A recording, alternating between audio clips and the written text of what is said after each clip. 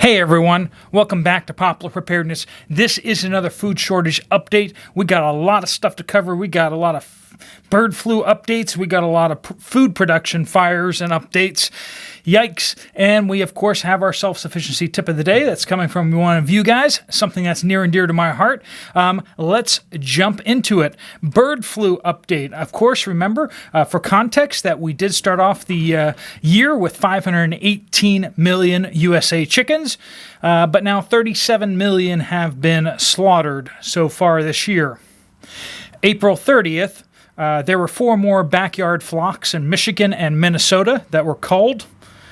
One broiler breeder in Minnesota as well had 14,000 birds put down. That is more important because we're not just talking about meat birds or egg layers even. We're talking about birds that lay the eggs to hatch for new broilers, right? May 3rd, 5 more backyard flocks. Also, turkey producers in Minnesota, South Dakota, and Wisconsin for a total of 241,000 turkeys. Once again, 241,000 turkeys were put down May 3rd. You may notice they skipped a couple days because the bird flu doesn't affect anyone on the weekends because, government. Ducks in Pennsylvania, 42,000 ducks were put down as well. All right, food production watch. I have been talking about how our food systems and production centers are under attack and how there is an increase in these attacks. So I thought it would be prudent and wise to go to Snoops. So I went to snoops.com to find out if my fears were justified.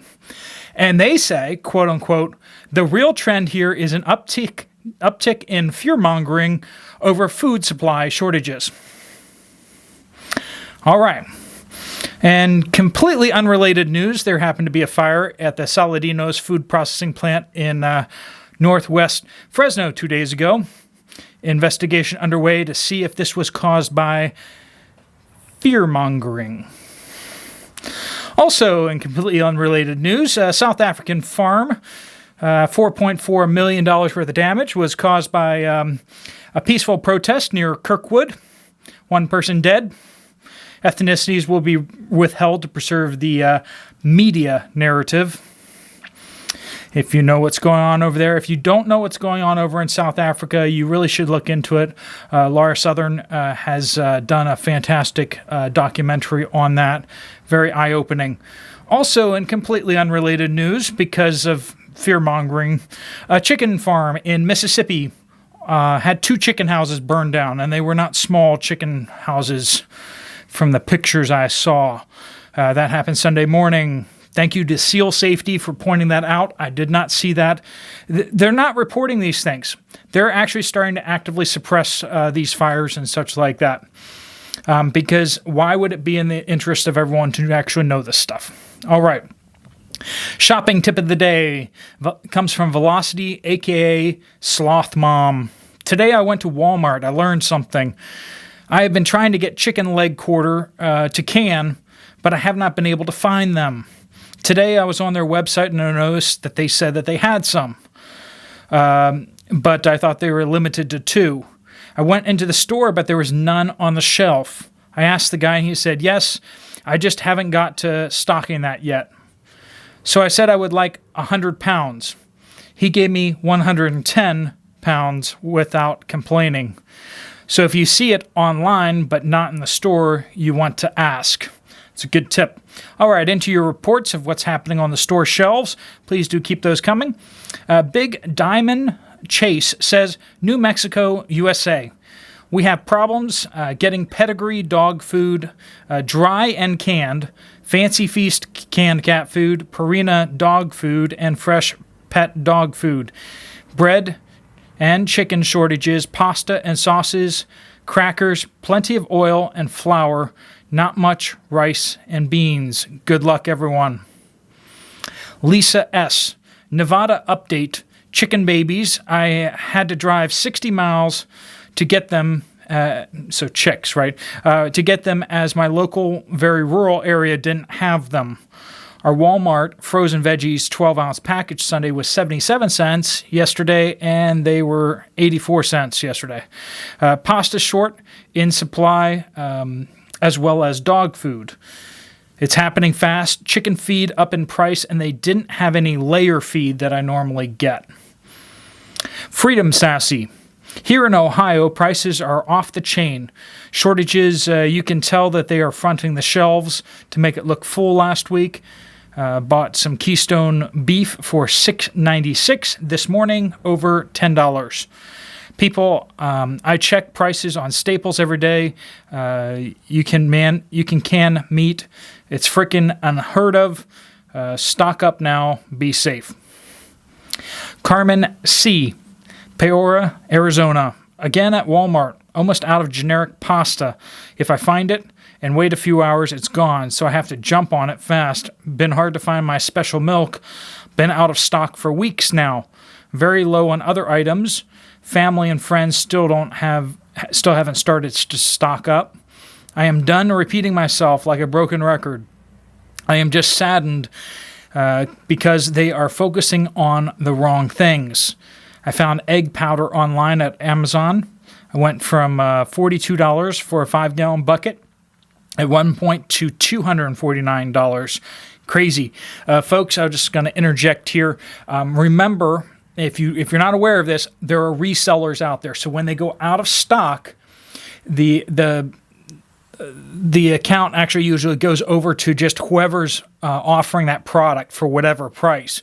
And so people will buy up the product and then they will resell it. So they're buying it from where you thought you were buying it from, and then they're going to resell it. And those prices with the shipping and with their markup and everything like that, they tend to be very astronomical. Make sure that you're purchasing from the supplier you think you are. Just because it's on the Walmart website doesn't mean it's actually being delivered by Walmart or sold to you by Walmart. Make sure that it's actually a legitimate price and not just a third-party seller. All right, that's my soapbox. Meat is almost getting to the point where I can't afford it. I have been trying not to just stock up on food, but supplies too. Just the dollars add up fast.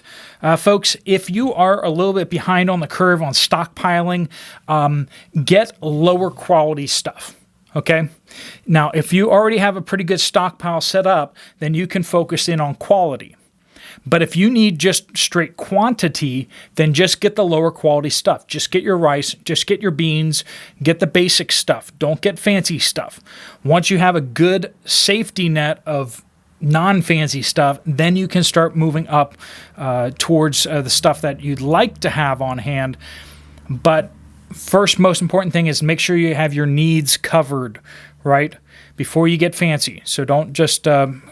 don't be sticker shocked by that kind of stuff, because you can get rice and beans for relatively cheap to get a good safety net. Alexis A. says, something different happened today when I went to H-E-B in Texas Hill Country. Before, people looked stressed when shopping. Today, some looked shell-shocked. Some looked scared and worried. There was a guy that ran through the store grabbing things like he wanted to get out of the store before all hell broke loose. The stock wasn't too bad, but the prices got jacked up so high it wasn't hardly worth buying. Then came the cherry on the top. The checkout guy was apologizing to us before he even started ringing us up. What cost $45 in 2018, now $200. Before he started with my purchases, he guessed it would be $150 and was shocked how much he was off in his guess.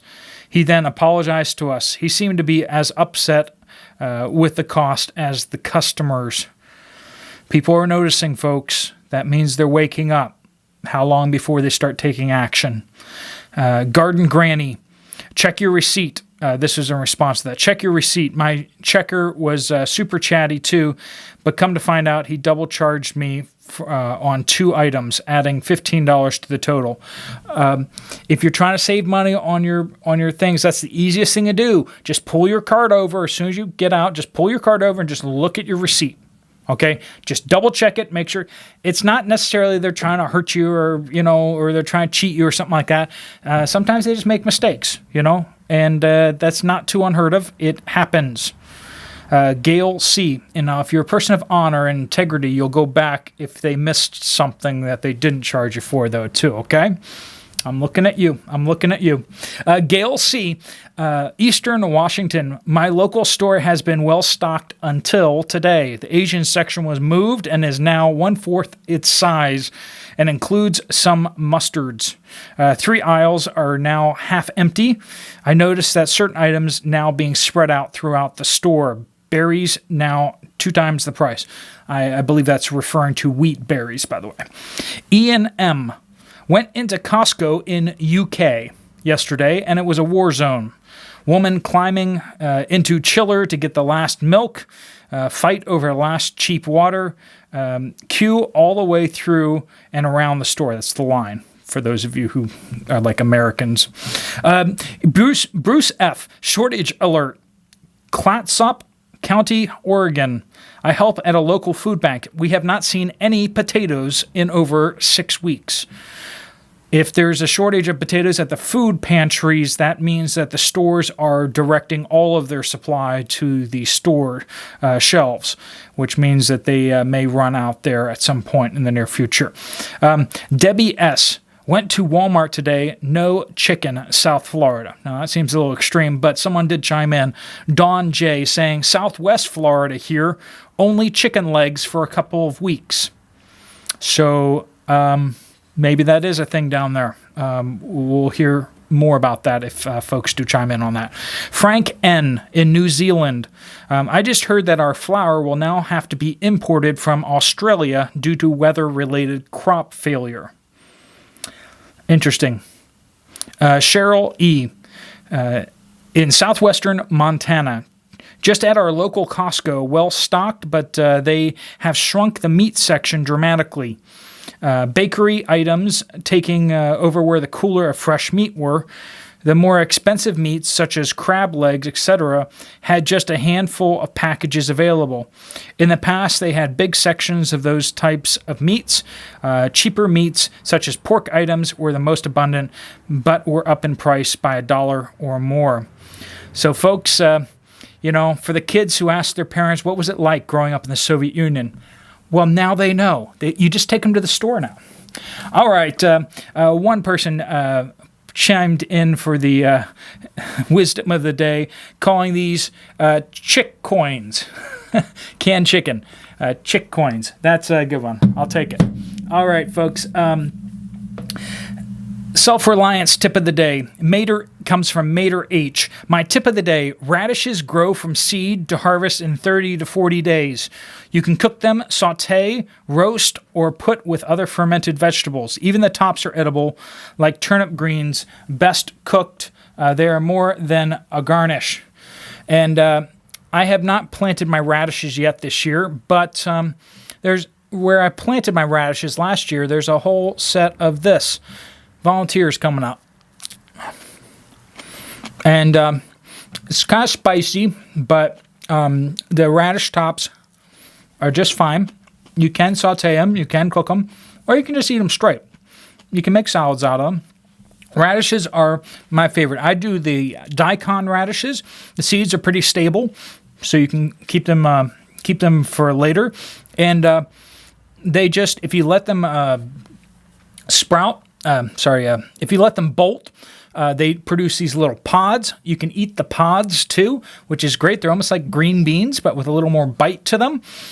So you can do that, and then you can also harvest the pods once they dry for seeds, which you can sow elsewhere. So I'm going to expand my radish seeds all over the yard because I prefer to have radish than grass, because it's more fun to harvest radish greens than it is to cut grass for me.